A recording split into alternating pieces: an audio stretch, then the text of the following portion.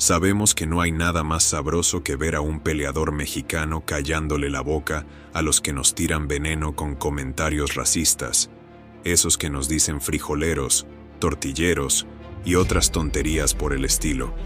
Y justo cuando creen que pueden escupir veneno sin consecuencias, aparecen nuestros guerreros aztecas listos para poner orden y dejar bien claro que con México no se juega. Así que ponte cómodo, siéntate con tu bebida preferida en una mano y tu botana favorita en la otra, porque estás a punto de ver cómo nuestros boxeadores se convierten en puro fuego contra esos bocones que nos quisieron humillar desde un micrófono, una pluma o un tuit. Prepárate para gozar. Con apenas 25 años, Isaac Cruz llevaba sobre los hombros el honor de México. Hijo y nieto de boxeadores, este guerrero azteca fue moldeado para la guerra desde que tenía uso de razón. Del otro lado del ring, Rolando Romero, con 28 años, una libra extra y más experiencia profesional, parecía tenerlas de ganar. Era la oportunidad dorada para Cruz. Si vencía, se coronaría por primera vez campeón mundial. Pero no la tenía fácil. Enfrente estaba Rolly Romero, un campeón con sangre cubana y puños que parecían de concreto. Con un récord de 15 victorias, 13 por nocaut, quedaba claro que Rolly no venía a bailar. Venía a destruir. Su estilo agresivo hablaba por sí solo. Aún así, al Pitbull Cruz no le tembló ni un músculo. Subió de categoría, ganó peso y se plantó firme para enfrentar a un rival que ya estaba acostumbrado a ese terreno. El combate ya tenía todo para ser una bomba.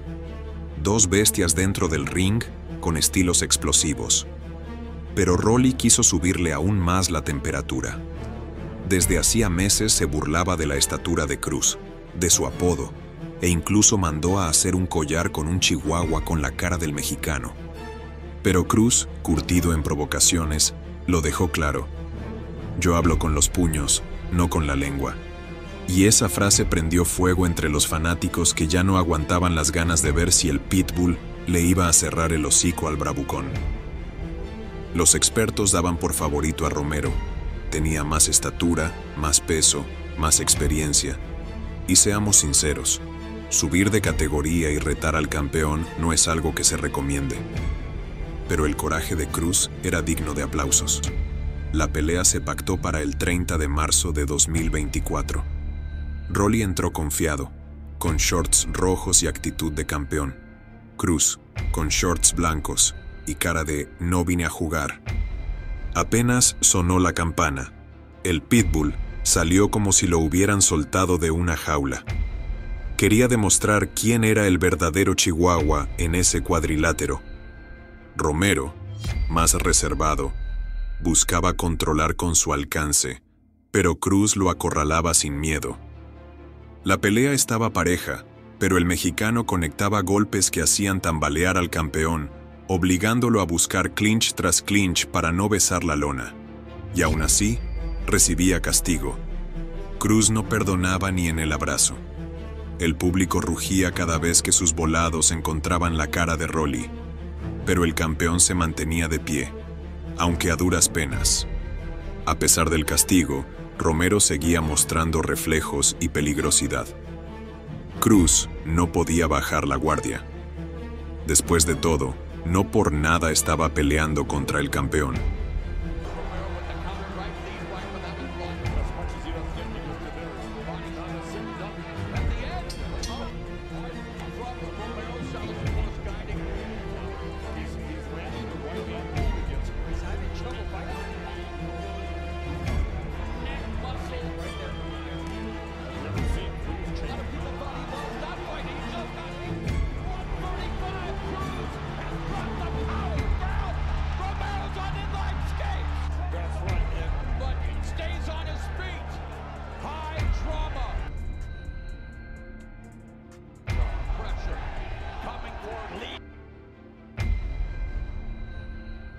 En el quinto asalto, la estrategia de amarre de Rolly le costó un punto por penalización.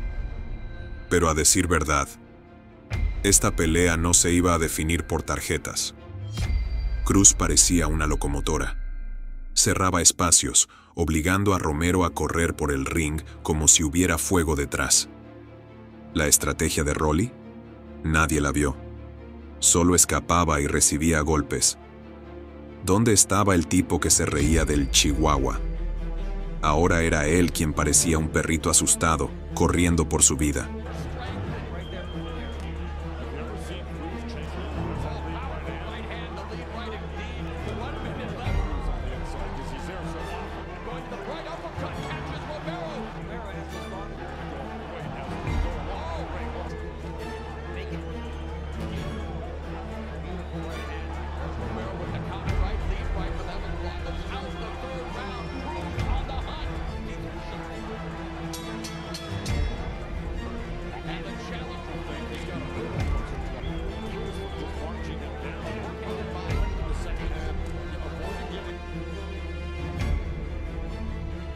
En el séptimo round, el castigo fue brutal.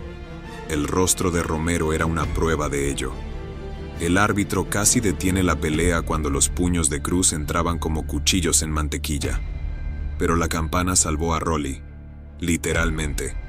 En el octavo round, más de lo mismo. El Pitbull seguía con hambre, acorralando a un Romero que ya ni atacaba. Solo huía. ¿Lo noquearía ahí? No hizo falta. El árbitro puso fin al martirio.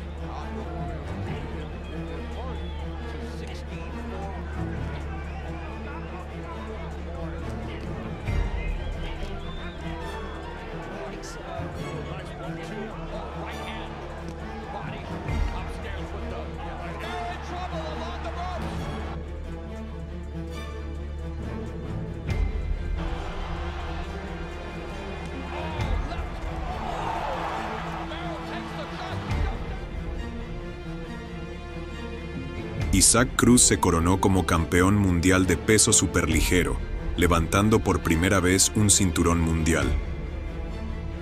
En las entrevistas post-pelea, Romero agradeció al árbitro por detener la masacre y aceptó la superioridad del mexicano. El Pitbull, tranquilo pero orgulloso, dijo que su objetivo era no dejar el combate en manos de los jueces, y lo cumplió. Retó a Devin Haney, Gervonta Davis y a quien se atreva. Khalil Big Stepa. Coe llegaba invicto con un récord de 9-0-1 y 7 knockouts. Era una de las joyas más prometedoras del boxeo gringo. Con un pasado amateur sólido y el respaldo de Matchroom Boxing, el plan estaba claro: consolidarlo como la nueva figura de la división semipesada. Del otro lado, Manuel "El Meno" Gallegos, de Los Mochis, Sinaloa, se presentaba con una hoja de vida respetable. 20 victorias, 2 derrotas, un empate y 17 knockouts. Tras su caída ante Diego Pacheco en 2023, muchos lo veían como el clásico escalón para lucir a Coe. Pero Gallegos no tenía intención de ser la víctima de nadie. Desde el principio, la pelea prometía buen nivel, pero fue Coe quien decidió convertirlo en un show con sabor a desprecio. Tras el pesaje, Gallegos le ofreció la mano como gesto de respeto y Khalil simplemente le dio la espalda. Lo dejó con la mano estirada frente a todo el mundo. El Meno no se inmutó. Respondió con una sonrisa y levantando los brazos, dejando ver que no se iba a dejar humillar ni con palabras ni con gestos. Desde Nueva Jersey, Khalil venía construyendo su reputación enfrentando a rivales de alto calibre desde el inicio. Pidió nombres con más experiencia que él y los barrió a todos. Su ascenso fue meteórico. Por eso, cuando se anunció el combate del 9 de noviembre de 2024, El consenso era que Gallegos sería un obstáculo más en la escalera de Coe. Solo otro nombre para inflar el récord. Pero Manuel, el mexicano humillado en público, no pensaba dejarlo pasar así de fácil. La pelea arrancó con Coe marcando el ritmo a puro jab. Elegante, rápido, con movimientos que no parecían de semipesado. Gallegos, en cambio, hacía lo suyo. Presionaba, buscaba acortar la distancia y castigar el cuerpo. Era evidente que los primeros minutos serían duros. Khalil conectaba limpio al rostro y al abdomen, mientras el mexicano resistía el castigo sin dar un paso atrás. Cualquiera habría optado por una defensa más cerrada, pero Gallegos eligió el camino del intercambio. Aunque Coe salía ligeramente mejor parado, el sinaloense empezaba a encontrar su ritmo.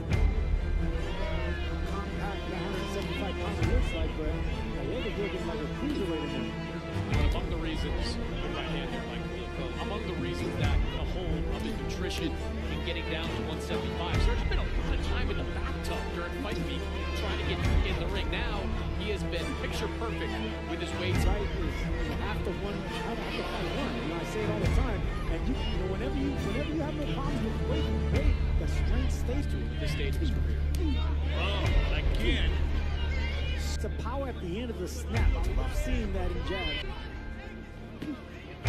Love that, man. I love it when young fighters shown here by Coe to avoid punches like a fighter named Julio De La Cruz, who is a two-time Olympic gold medal radar of a lot of these professional boxing promoters, matchmakers. Left hook there from Coe as well, who's coming off a second round TJ in July.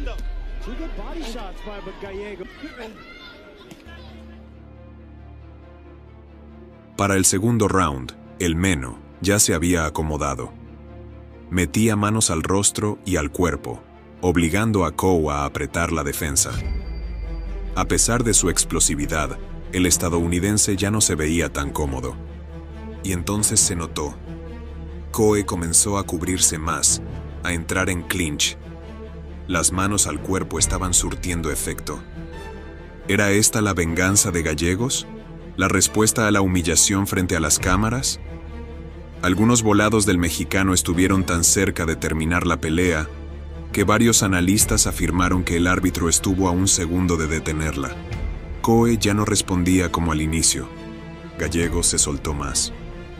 Combinaciones al cuerpo, un uppercut brutal al mentón y el norteamericano tambaleó por primera vez. Se invirtieron los papeles. Ahora el agresor era el mexicano. Pero aún no podía cantar victoria. Tenía que sostener ese ritmo y seguir castigando.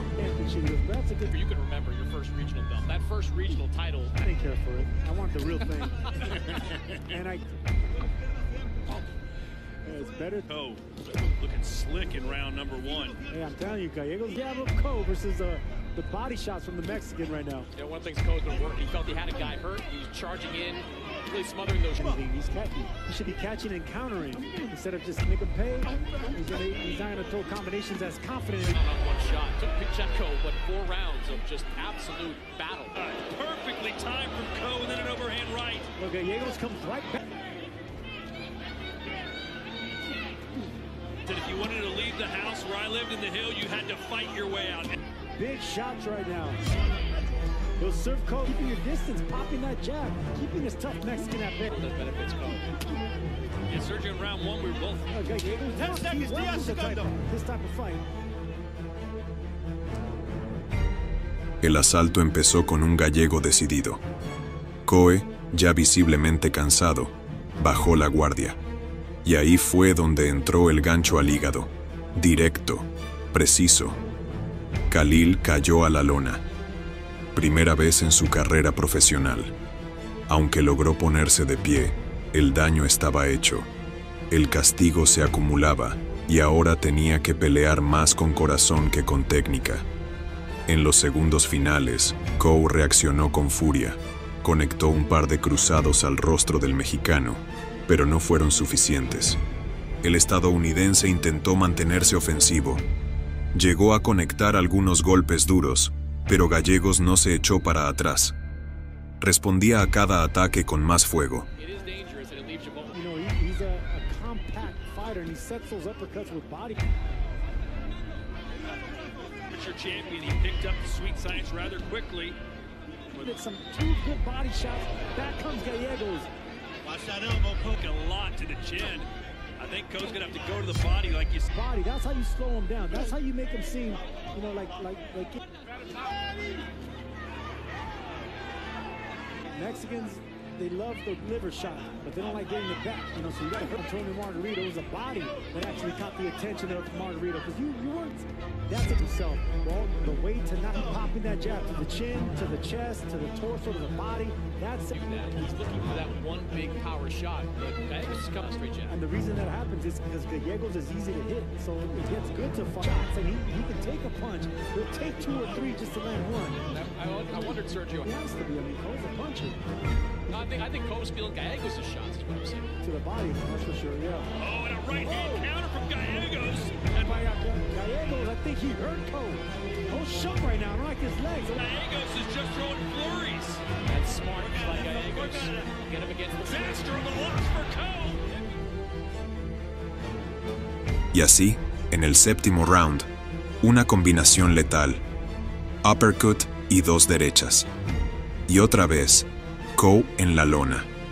Su resistencia comenzaba a desvanecerse. Otro gancho al cuerpo, otro derribo. Tercera caída.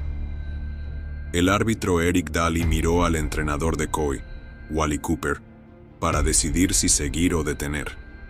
Pero insistieron en continuar. Claramente no esperaban esta paliza. El equipo de Khalil no estaba preparado para la furia mexicana. Y al sonar la campana, ¡boom! Gallegos conectó una combinación explosiva que mandó a Coe al suelo por 4ª vez. Solo habían pasado 7 segundos del round cuando el árbitro detuvo la masacre. Knockout técnico. shots downstairs exactly. The fact that they told him ignore the head, forget about the head, just dig down to the body. Who got him ready for Matchroom's prospect, Khalil Coe. Nice right hand to the body right now by Gallegos. 3 solid shots by a big puncher and big step hook. Gallegos ain't going. Body shot there with Coe. Khalil Coe just wants to fight. He just wants to have a boxing. Coe trying to give Gallegos a different look. Leaping right hand from Coe. Caught the left hand of Coe on the roof of Manuel Gallegos right now. You know, Khalil Coe really is kind of a wild guy. He looked terrible. Not looking good. The body language tells you all. Manuel Gallegos is about to be one of Matchroom's best prospects. Maybe he is the second best super middleweight, not named Canelo. This fight to continue. It's going to be a very short leash on Khalil Coe. Oh, that's it. The waves of a massive upset win here in Philadelphia by stopping. From Sinaloa, Mexico, just built. El mundo del boxeo quedó en shock. Coe era favorito 24-1 en las apuestas, pero Gallegos demostró que la experiencia, el coraje y la rabia bien canalizada pesan más que cualquier invicto. Para Coe, esta derrota puede ser el inicio de un nuevo camino. Tiene 28 años y todavía puede reinventarse. Pero esta noche, el nombre que retumbó en la arena fue uno solo: Manuel "El Meno" Gallegos. ¿Y tú qué dices? ¿Crees que Coe tiene con qué volver? ¿O esta derrota lo va a marcar para siempre? ¿Te gustaría ver una revancha entre estos dos? Dale like, comenta y suscríbete, que esto apenas comienza. Jorge "El Maromero" Páez, nacido en Mexicali, México, era mucho más que un boxeador. Era un showman, un artista, un personaje salido del circo que se adueñó del ring con acrobacias, bailes y celebraciones que sacaban risas y enfados por igual. Con un historial impresionante y el cinturón mundial pluma de la IBF en su poder, Páez se ganó el corazón del público por su carisma y por su actitud irreverente. Entraba bailando, hacía pasos de Michael Jackson en plena pelea y no le importaba si lo llamaban poco profesional. Mientras los rivales se frustraban por su actitud, el maromero sonreía y se robaba la atención de todos. Pero no era solo espectáculo. También sabía pelear. Y muy bien. Del otro lado del cuadrilátero estaba Louis Espinosa, nacido en Arizona, Estados Unidos. Un boxeador técnico, frío, disciplinado, 2 veces campeón del mundo y con la mirada puesta en la consolidación definitiva. La pelea entre Páez y Espinosa era un choque de estilos y de personalidades. Una guerra que los aficionados al boxeo esperaban con ansias. Todos sabían que no iba a ser una pelea aburrida, pero nadie imaginaba que se necesitaría una revancha para saber quién era verdaderamente el mejor. La primera batalla se celebró en el Veterans Memorial Coliseum de Phoenix, Arizona. Antes del combate, no había rencor entre ellos. Pero la prensa hizo lo suyo. Sembraron tensión, provocaron declaraciones y encendieron la chispa de una rivalidad que estalló en cuanto sonó la campana. Desde el primer asalto, Páez fue al frente como una fiera. Atacó con combinaciones al cuerpo y al rostro, obligando a Espinosa a mantener la guardia alta y esperar el error. Y el error llegó. Varios, de hecho.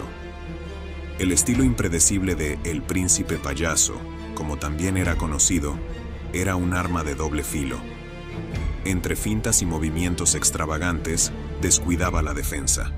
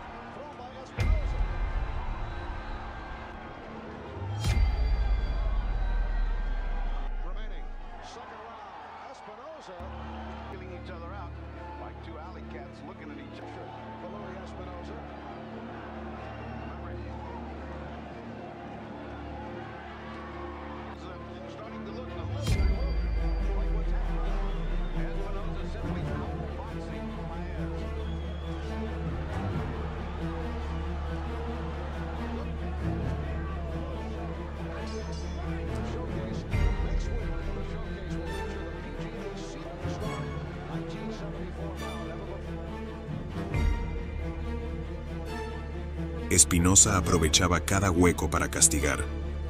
Parecía que el estadounidense estaba empezando a leer el caos de Páez. Sin embargo, los golpes del mexicano, aunque no siempre contundentes, comenzaban a hacer mella. Poco a poco, obligaban a Louis a bajar la guardia. La pelea estaba para cualquiera, y no solo por el talento. El agotamiento comenzaba a jugar su propio juego. Ambos boxeadores lucían exhaustos. Cualquier error podía costar caro. Pero Páez nunca dejó de luchar. Nunca dejó de sonreír. Nunca se dejó intimidar por la frialdad profesional del gringo. El público enloquecía. Aquella era una guerra memorable.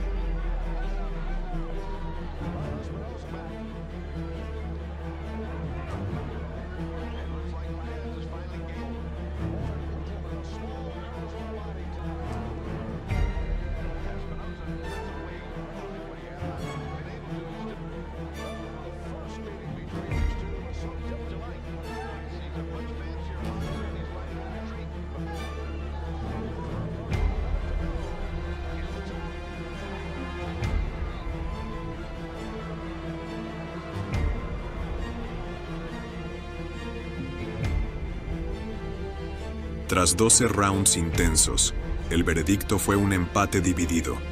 Los jueces no lograron ponerse de acuerdo, y la pelea dejó más preguntas que respuestas. El empate solo alimentó el fuego. Muchos vieron como justo ganador a Espinosa. Otros juraban que Páez había hecho lo necesario. El clamor por una revancha fue tan grande que se volvió inevitable. Un año después, en el Hilton Hotel de Las Vegas, volvieron a verse las caras. Esta vez, estaban en juego los cinturones de peso pluma de la IBF y la WBO. La tensión entre ambos creció. Los insultos y provocaciones subieron de nivel. La rivalidad ya no era solo un invento de la prensa, ahora era real. Desde el inicio, Espinosa quiso repetir la fórmula. Ritmo, técnica, distancia. Pero esta vez, el maromero había aprendido la lección. Comenzó a encontrar huecos. Castigó las zonas blandas. Se coló entre la guardia de Louis con combinaciones inesperadas. Y claro, volvió a usar su payasada. Esa estrategia psicológica donde mezcla golpes con gestos, burlas y baile. Algunos lo adoraban, otros lo odiaban, pero no se puede negar que funcionaba. Las rondas finales fueron un infierno. Ambos sabían que por puntos era una batalla pareja. Si querían ganar, tendrían que tumbar al otro. Pero ninguno cayó. Los dos aguantaron de pie hasta el final, dando una clase de resistencia, corazón y coraje.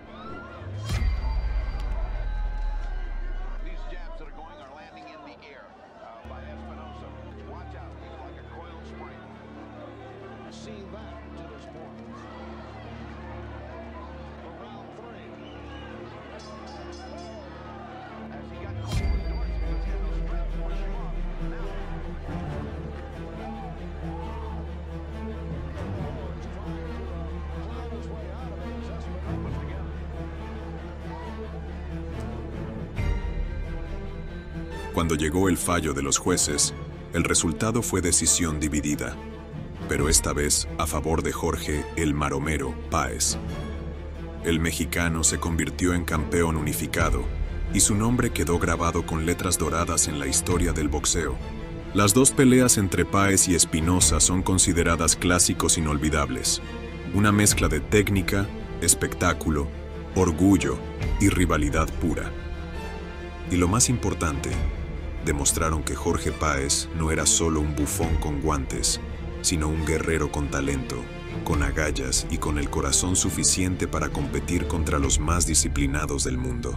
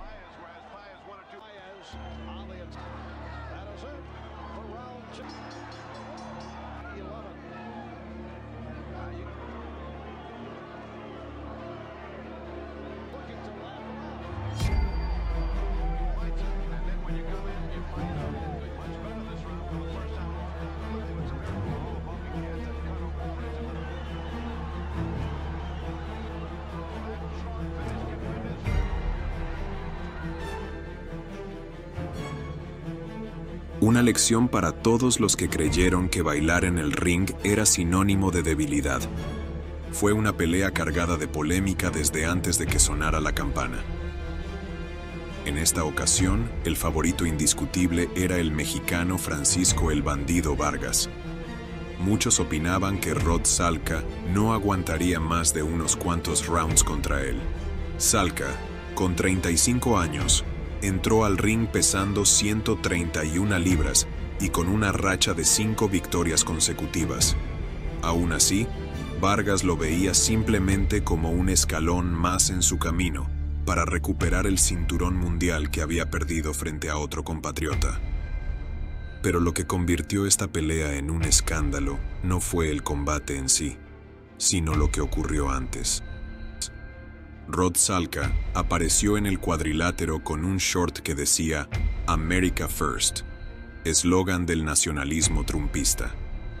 No solo eso, su calzón tenía el diseño de un muro de ladrillos, una referencia directa al muro fronterizo que Donald Trump promovía para mantener alejados a los migrantes mexicanos. El mensaje era claro: Salka no solo venía a pelear contra Vargas, venía a representar un discurso xenófobo, cargado de odio, que atacaba directamente a la cultura mexicana. Y eso no se lo perdonaron. Desde que sonó la campana, el bandido Vargas salió disparado como un jaguar. Mostró un estilo feroz, agresivo, distinto al que solía usar. Lo que movía al mexicano no era solo el deseo de ganar, era la rabia de defender su bandera.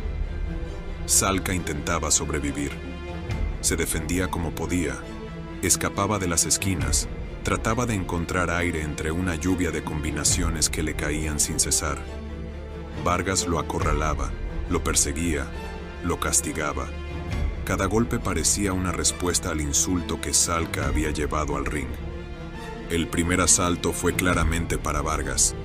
El estadounidense se veía incómodo, torpe, sin una estrategia clara.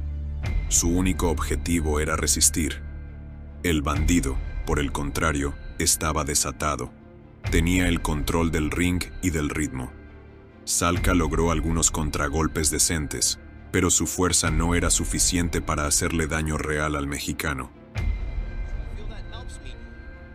It's nice when the fans recognize. Also, let him understand that, and that, fighters meeting. But he's trying to wear him down. Vargas, I don't think it's going to be a factor in his performance. I think it'd be more, Salka. The best strategy is to win this fight, Beto. Jab, mira con tu jab. That's No lo quite aceptes. interesting. Both of us, but right now, I just see a Out in me, and I have to do what I have to do. Put that Danny Garcia fight behind him, take for me. He says the one thing that motivates me more than anything. Then you two stay out of the way. And I don't think I say on survival. Para el quinto round, Salka seguía intentando conectar con fuerza, pero en uno de esos intentos bajó la guardia. Vargas no perdonó. Un derechazo directo a las costillas lo hizo retroceder y segundos después cayó al suelo buscando aire. El árbitro comenzó la cuenta.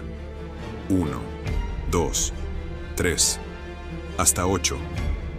Salka se levantó, asintió con la cabeza. Quería seguir, pero estaba roto por dentro. La campana salvó el final del round, y Vargas, con clase, no siguió el castigo en esos últimos segundos. Salka knows he's the underdog, Mija. Yeah, Salka survived and really forced, I believe, into the body. And the punches are affecting. Francisco Vargas, once again now, lands the overhand right. He's Continuing to beat that body. And he's making Salka on Ryan Garcia on May the 4th. Key information from the 3-punch combination. That left hook hurt. without landing something. Put him up right, you're going to put him out. And Salka told us, hey, I'm capable of sitting. Salka has a nice counter shot to the body, but You do one thing and you Bandido Vargas' style. But when you look at Rod Salka range, and here, he sits on his punch. El sexto asalto fue un trámite. Salka ya no contragolpeaba, solo se cubría como podía. Su rostro hinchado hablaba por él. Su cuerpo decía, basta. Vargas, fresco, tranquilo, parecía que apenas estaba empezando a pelear. Se fue a su esquina como si acabara de terminar un calentamiento. Bebió agua y escuchó calmadamente a su entrenador. Mientras tanto, Salka negaba con la cabeza. En su esquina se gestaba una decisión difícil pero inevitable: rendirse o salir en camilla. El árbitro lo entendió todo. Salió al centro del ring y detuvo el combate. Vargas era declarado vencedor. Fue una pelea desigual, no solo en técnica o físico. Fue una guerra simbólica, una respuesta contundente a un mensaje de odio disfrazado de nacionalismo.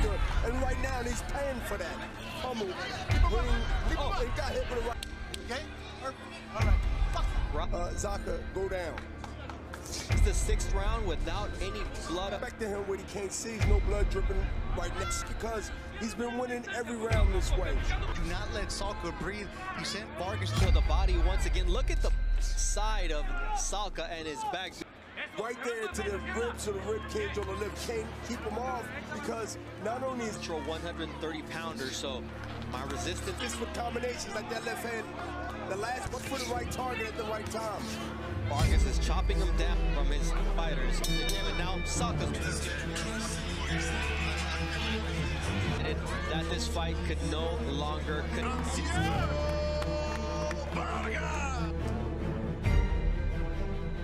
Vargas no solo ganó por nocaut técnico, ganó el respeto del público y reafirmó su lugar entre los candidatos para volver a coronarse campeón mundial. Pero más allá del cinturón, se llevó algo más grande: el orgullo de haber peleado por México. Esta pelea es un ejemplo claro de cómo el boxeo puede ser también un escenario político, una plataforma para ideas, creencias y posturas, y cómo un solo acto puede volverse un símbolo de resistencia cultural.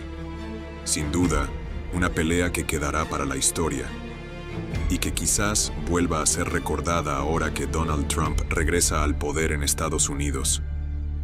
Esta es la historia de una de esas batallas que marcan época, no por casualidad, sino porque enfrentó a dos verdaderas leyendas: Tony el Tigre López versus Julio César Chávez. Sí, el mismísimo César del boxeo, contra un tigre sinaloense que no vino a pasear, sino a reclamar lo que sentía suyo. Así que prepárate, porque este combate estuvo cargado de drama, tensión y un nivel de boxeo que pocos se atreven siquiera a soñar. Para entender la magnitud de esta pelea, hay que conocer bien a sus protagonistas. Por un lado, Julio César Chávez, el ícono absoluto del boxeo mexicano. En ese momento, ya acumulaba títulos mundiales, victorias legendarias y un récord casi perfecto. Era el rey del ring. Su nombre estaba escrito con letras doradas en la historia del deporte, y su invicto parecía tan sólido como el concreto. Del otro lado, Tony el Tigre López. Aunque no tenía la fama de Chávez, era un boxeador de respeto. Nacido en California pero con sangre mexicana, López venía ganándose su lugar a base de talento y garra. Tenía un estilo técnico, pero lo que realmente lo impulsaba era el fuego interno. Cada vez que subía al ring, peleaba como si le fuera la vida en ello. Y así fue como se cruzaron los caminos: el César contra el Tigre, leyenda contra aspirante, México contra México. Una batalla no solo por títulos, sino por legado. La pelea fue pactada para el 12 de septiembre de 1993, en el imponente Alamodome de San Antonio, Texas. Y desde que se anunció, los fanáticos del boxeo la marcaron con fuego en el calendario. Por un lado, Chávez llegaba con toda la presión de mantener su invicto y su estatus de leyenda. Por otro lado, López estaba decidido a derribar al gigante. No quería respeto, quería el trono. Apenas sonó la campana, Tony López salió con todo.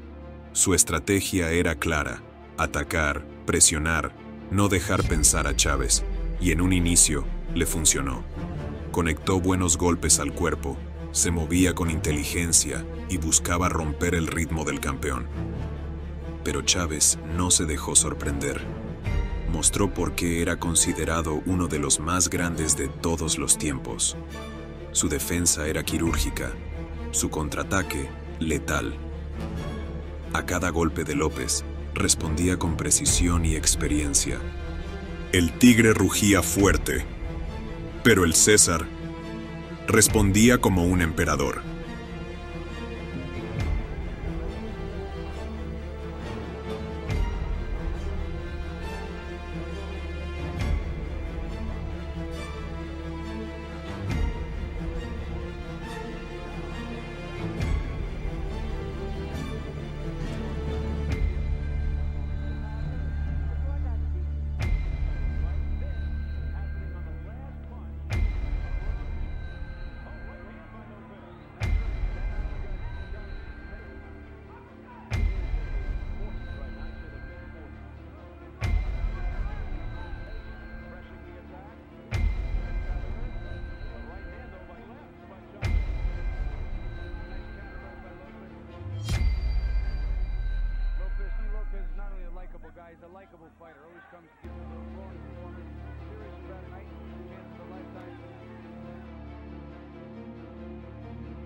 Los primeros asaltos fueron parejos, intensos, con momentos para ambos. Pero a medida que avanzaban los rounds, algo quedó claro. Chávez no se cansa. Mientras López comenzaba a sentir el desgaste de su estrategia agresiva, Chávez apenas parecía calentar. Se adaptaba, recuperaba terreno y poco a poco tomaba control total del ring.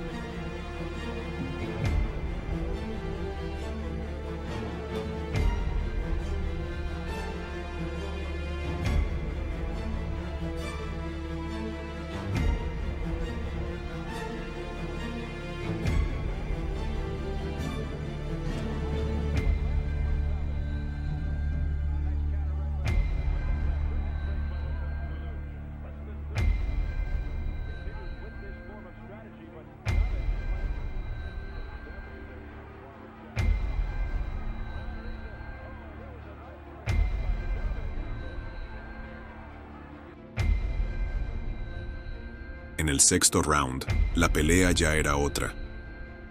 Chávez había descifrado completamente a su rival. Lo tenía en la distancia justa.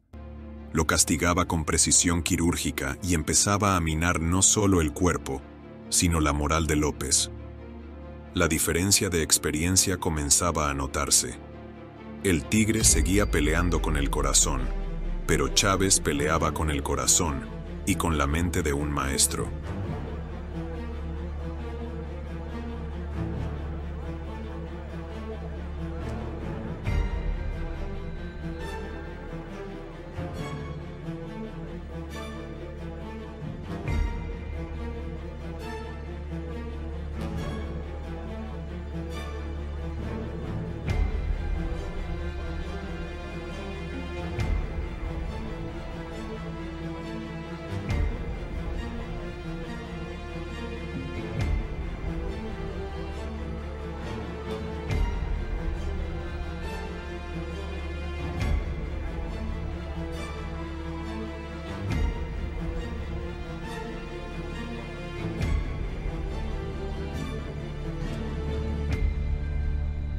En los últimos asaltos, Chávez dominaba a placer. Su resistencia era de otro planeta.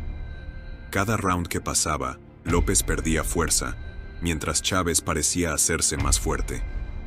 Después de 12 asaltos intensos, la decisión fue unánime.